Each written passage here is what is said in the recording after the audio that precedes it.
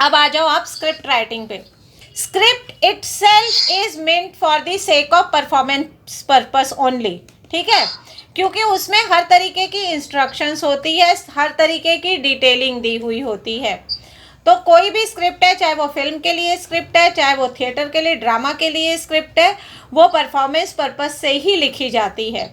अब स्क्रिप्ट के लिए पहले या तो आपको फुल फ्लेज नाटक मिल जाता है, ठीक है, और वो नाटक अगर मिल जाता है तो आप उसमें अपना एक्शंस वगैरह, रिएक्शन सब कुछ लिख सकते हो, अगर नहीं लिखा हुआ राइटर ने तो। Otherwise most of the time playwrights write themselves, और अगर नहीं लिखा है तो वो आप अपने आप लिखते हैं। दूसरा होता है, आपको कोई कहानी मिली है, उस कहानी को ड्रामेटाइज करना है, ड्रामा में कन्वर्ट करना है, ठीक है, और जब आप ड्रामा में कन्वर्ट करते हो तब अगेन आपको सारी चीज़ें डिटेल में लिखनी होती है।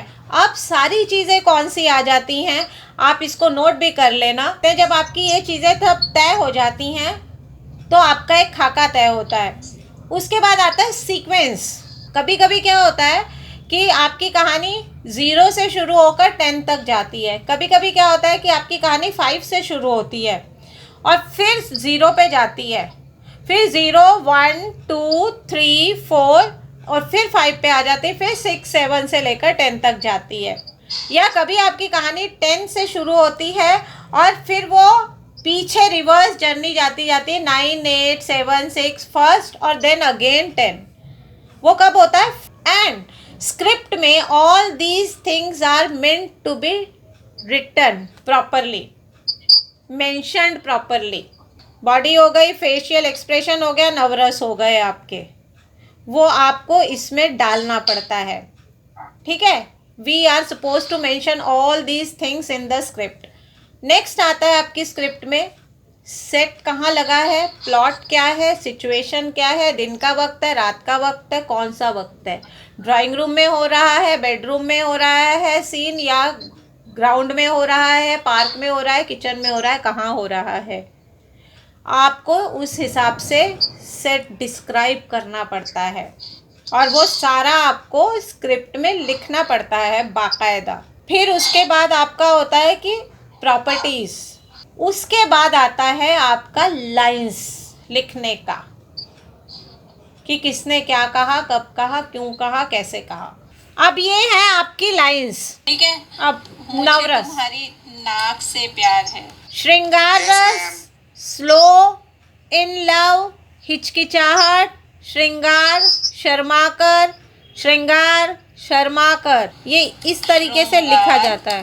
दिख रहा है आपको? डाउट प्लस आश्चर्य, कंफ्यूज्ड, ऊपर देखो क्वेश्चन, वीरस, कंफ्यूज्ड, डाउट, आश्चर्य, हास्य, श्रृंगार। अरे नाक से प्यार है उनका फेवरेट, तो हमेशा यंग रहती है। अगर आपके पास शब्द नहीं है तो आपके एक्सप्रेशंस कंपैरेटिवली लाउडर होंगे। वर्ड्स जो हैं वो 7% ही आपकी कम्युनिकेशन का पार्ट होते हैं, बाकी आपकी बॉडी लैंग्वेज, आपके फेशियल एक्सप्रेशंस, आपके इमोशंस, यही मेन चीज़ होती है और वो यही वही सब इसके अंदर लिखे हुए हैं। ये अखबार नहीं निकालोगे, ये मन में बोल रही है लेकिन बाहर क्या निकाल रही है, तब अद्भुत रस से। चलो चलो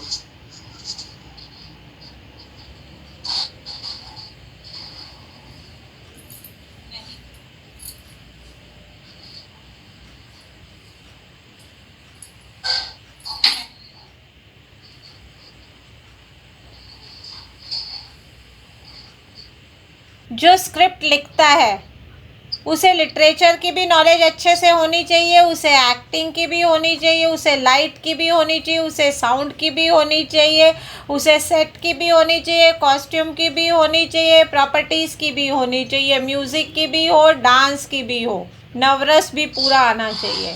जो नाटककार होते हैं सिर्फ वो शायद इतनी चीज़ें नहीं ध्यान देते हैं, लेकिन जो परफॉर्मेंस पर्पस से नाटक लिखते हैं या वो दूसरे नाटककारों के नाटक उठाकर उनको अपने हिसाब से स्क्रिप्टिंग करते हैं, अपनी नीड के हिसाब से करते हैं, उन्हें इन सब चीज़ों की नॉलेज होना बहुत ज़रूरी है।